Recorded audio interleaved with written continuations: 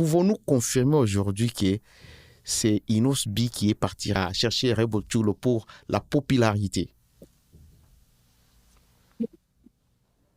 Moi, je ne sais pas juste entrer dans ces histoires-là. Aujourd'hui, je vous dis que c'est un truc qui fait couler aujourd'hui beaucoup d'encre et de salive. Ouais. Je suis vraiment désolé de voir que non, l'affaire d'amour de deux personnes, ils se sont aimés en catimini, mais ça prend maintenant l'allure nationale avec le tribalisme qui est en cours de rire aujourd'hui.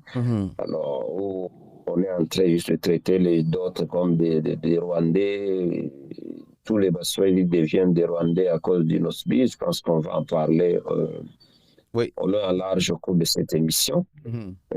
Moi, mais en revenant à tout ce que vous venez de dire, il faut voir qui a commencé la carrière musicale avant l'autre. Je pense qu'Inosbi, c'est bien lui qui a commencé la carrière musicale avant Rebo Chulo et que vous ne pouvez pas le mettre dessus la balance. Non. Rebo, tu compares Inosbi à Chulo, juste elle voulait justement, comme il a chanté dans sa chanson célèbre, chanson d'aujourd'hui qui fait trop de succès lors des réseaux sociaux. Oui. Que non, elle voulait tout simplement elle a profité de sa popularité juste pour se faire les noms.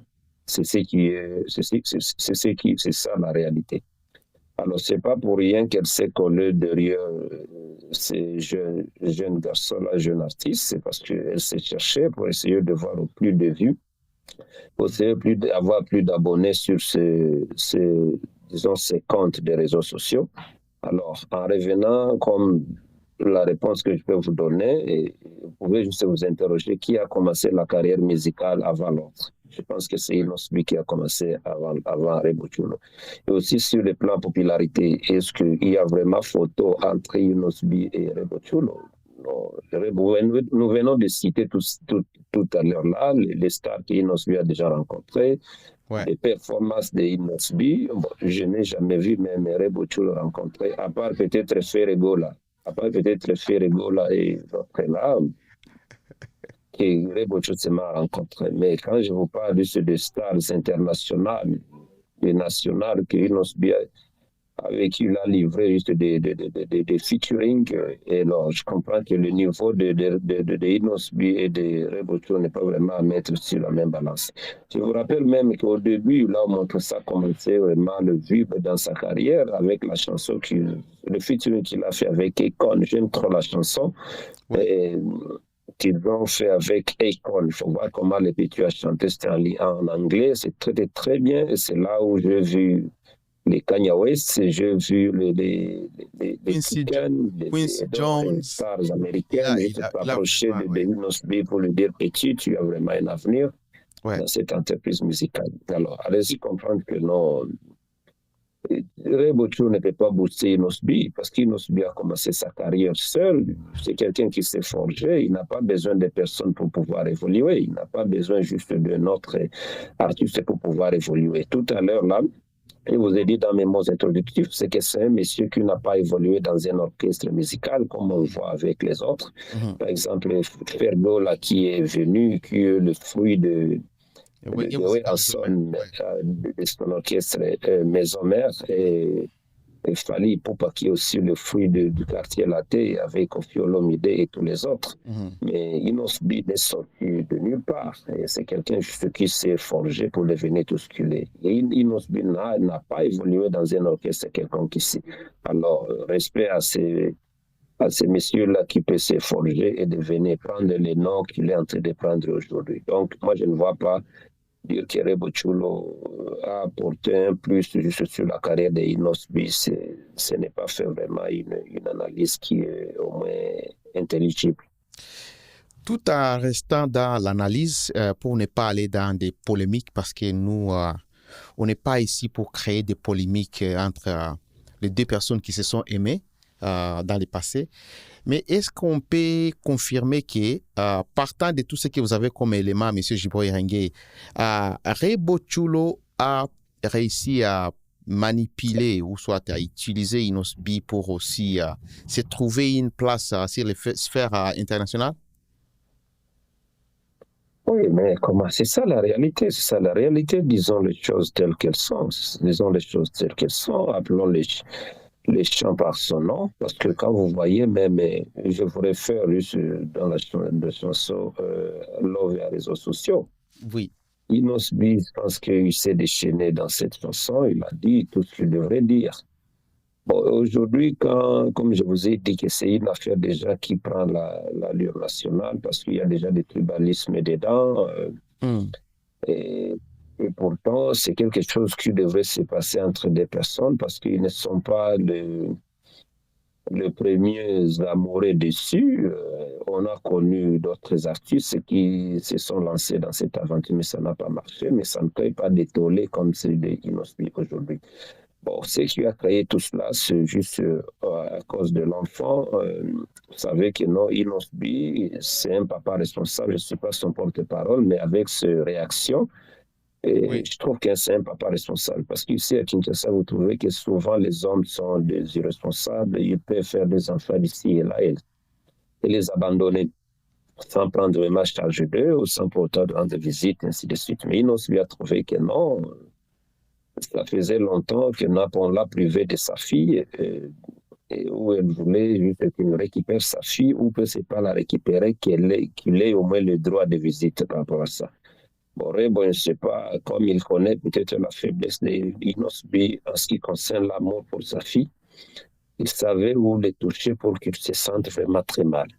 C'est ainsi qu'il a privé juste de visite.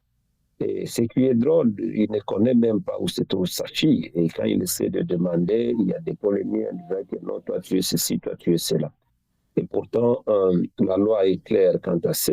Quand vous lisez sur la loi du code des familles, il y a des principes, il y a certains principes, disons, où on doit, si c'était vraiment les divorces étaient déjà consommés, bon, c'est lui qu'on donne la garde de l'enfant, bien sûr, c'est lui qui doit garder physiquement l'enfant, mais à notre parent aussi, on lui donne les droits de visite. Vous ne pouvez pas priver un enfant, disons, de son père ou de sa mère. Non, non, ça ne peut pas se faire ainsi. Alors, je pense que le dossier est un peu plus loin, c'est un peu plus loin parce qu'il y a un document qui a fuité semaine passée, une plainte de Inosbi qu'il est allé déposer juste au parquet ici à Kinshasa pour que Rebo puisse au moins expliquer où se trouve sa fille et aussi trouver le moyen qu'il peut récupérer, c'est pas récupérer, mais qu'il ait aussi accès disons, à sa fille pour pouvoir au moins lui rendre visite de temps en temps. Oui. Mais comme je vous l'ai dit, ça devient un problème, Il y a des fans de tous les côtés. Quand vous voyez même les réseaux sociaux, TikTok, WhatsApp et ainsi de suite, il y a vraiment, ça fait des tollés par rapport à ces sujets. Vous trouvez, ça devient le problème des fans, ça devient le problème, disons, des appartenances tribales, où je me rappelle, la fois passée, il y a un mot qui était sorti, mal placé, qui était sorti disons, des gens ici à Kinshasa en disant que tous les Baswahili sont des Rwandais.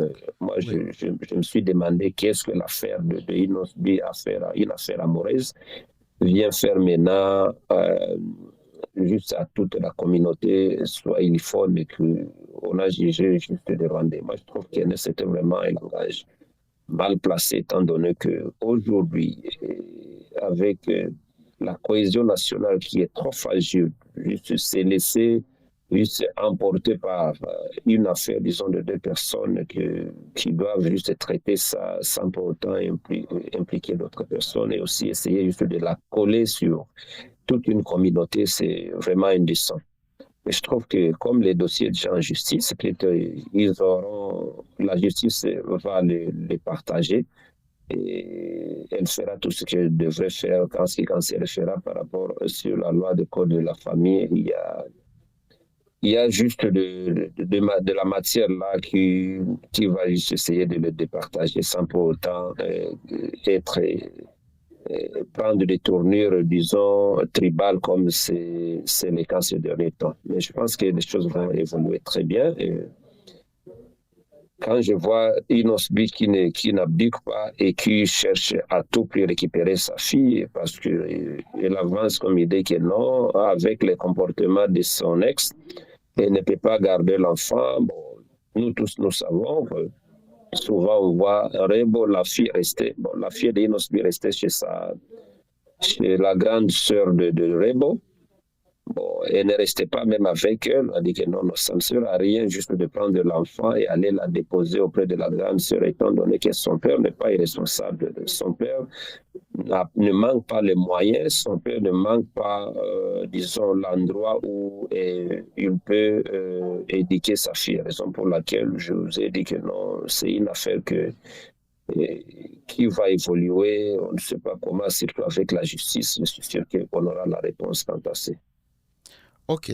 Maintenant, en regardant ce qui se passe entre les deux aujourd'hui, Gibro, est-ce qu'on ne peut pas croire qu'ils n'ont pas compris comment séparer la famille et les affaires? Parce que si vous écoutez la chanson, et je vais même lire quelque chose qui a été publié sur le site web d'Mbote,